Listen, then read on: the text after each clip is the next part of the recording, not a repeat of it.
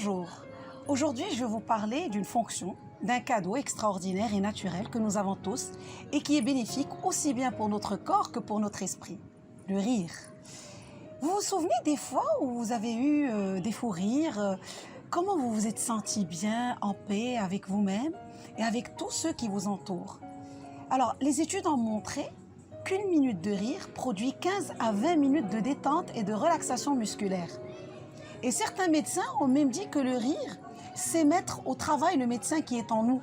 Et ça aide à développer les barrières naturelles contre certaines maladies, puisque le rire permet à ton corps de fabriquer l'endorphine, qui a une action antidouleur, qui diminue l'anxiété, régularise l'humeur, le sommeil. On peut même observer des signes de dynamisme et d'élan de faire des choses extraordinaires.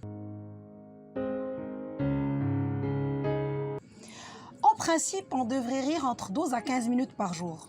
La plupart ne le font pas parce que, en prenant l'âge, la responsabilité, on perd le rire. Même lorsqu'on rit, ce sont juste des éclats de rire qui ne durent que quelques secondes.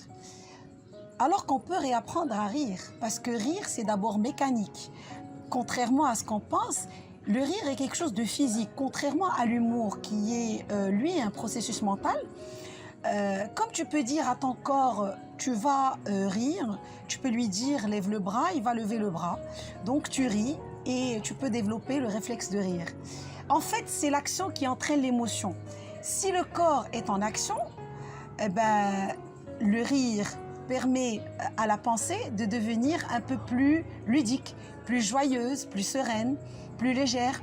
Et même quand tu fais seulement ha ha ha, eh ben, le corps respire autrement, le diaphragme s'active, le cœur bat plus vite, les joues commencent à bouger. Qu'est-ce qu'on veut de plus?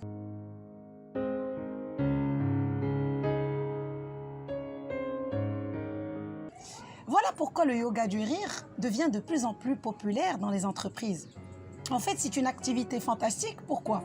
Parce que ça nous permet de prolonger l'exercice du rire en tant qu'on veut.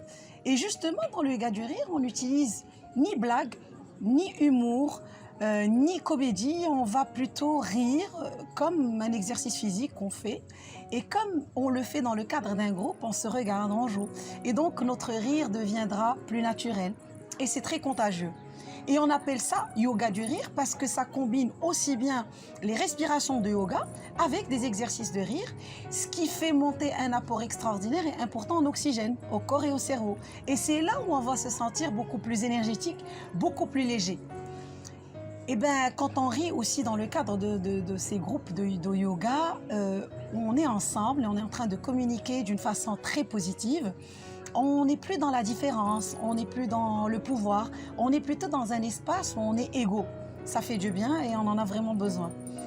Notre corps ne fait pas la différence entre le rire naturel, qui est provoqué par une blague, ou le rire qu'on va simuler, et il va en tirer les mêmes bénéfices. D'ailleurs, ce n'est pas pour rien que les personnes qui rient beaucoup sont des personnes qui prennent les difficultés avec un peu plus de philosophie.